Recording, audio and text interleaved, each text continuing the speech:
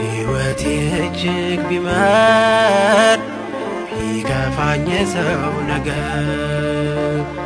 የጨለማውን መንጋ ተሻገርኩ ባንተ ጸጋ የዘላለም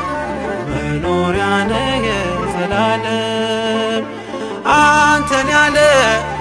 አልተረሳም አልተጣለም የዘላለም መኖሪያ ነህ የዘላለም አንተን ያለ አልተረሳም አልተጣለም እንደምታኖረኝ ሳስብ ማዳንህን ተርቤ ዘምራ